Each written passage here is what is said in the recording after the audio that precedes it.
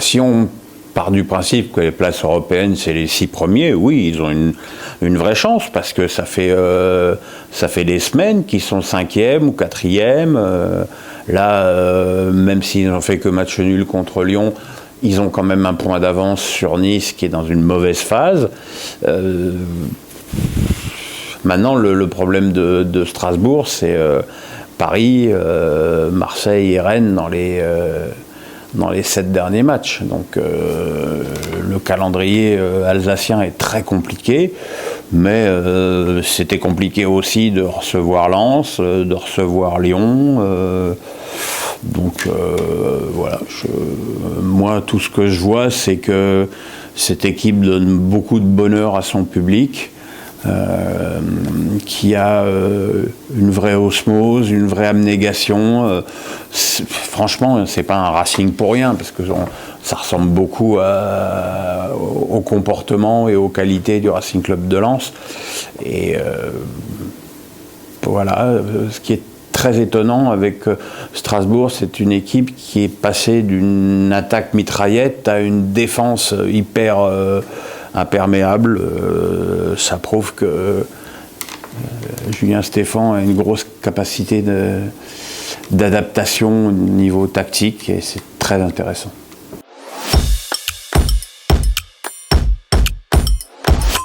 Alors là, je suis catégorique, non. Non. J'ai un peu oublié le deuxième but qu'il encaisse.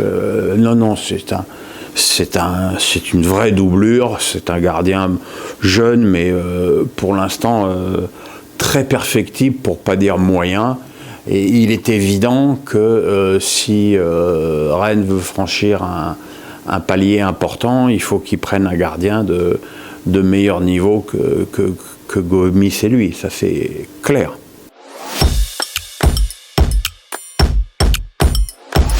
Ouais, quand j'en parle pas. Quand je parle pas d'arbitrage, j'ai pas parlé de Turpin à Strasbourg-Lyon. Mais voilà, quoi. Mais c'est vrai que quand je vois l'arbitrage de Delajoux,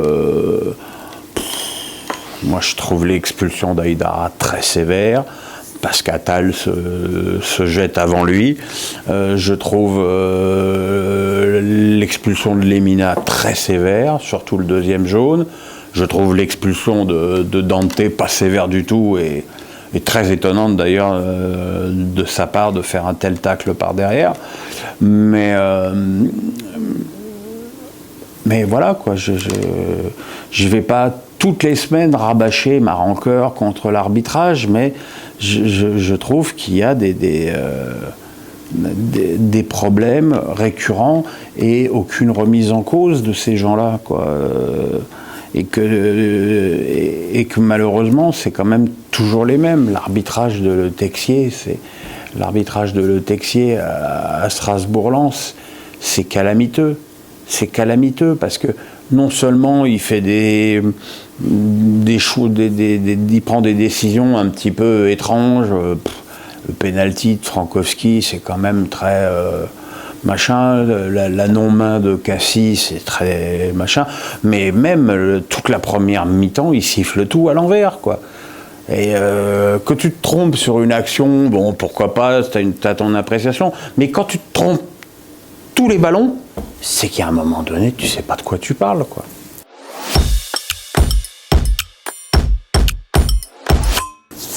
Bonne question. Bonne question, parce que l'équipe finalement est assez complète.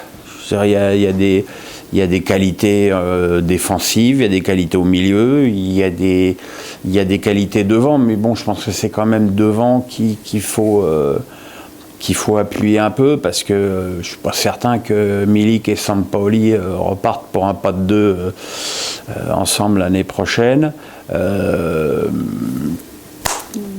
Payet, il est comme tous les joueurs de son âge, hein, il aura un an de plus l'année prochaine, et on voit, je veux dire, l'exemple, le type, c'est Yilmaz. L'année dernière, il avait 34 ans, il marchait sur l'eau. Cette année, il a 35 ans, il met plus un pied devant l'autre.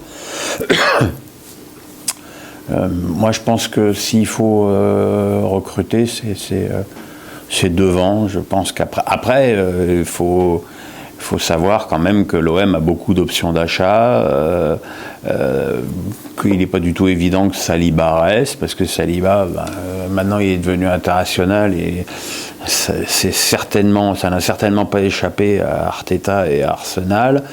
Donc voilà, quoi. Il y a des joueurs à garder, et déjà garder ces joueurs, ça veut dire un certain investissement.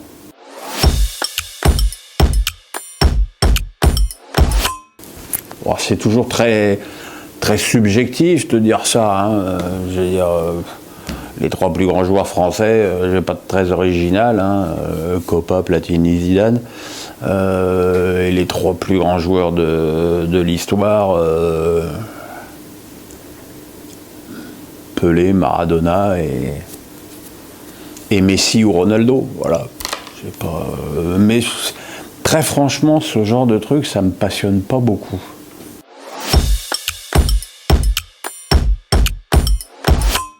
C'est très triste en fait cette histoire Ben Arfa. D'abord parce que j'aime profondément ce garçon, que je trouve gentil, mais il a un problème de relations humaines, quoi. Il a un problème, je veux dire, ses déclarations sur Létang et Gourvenec, elles sont honteuses.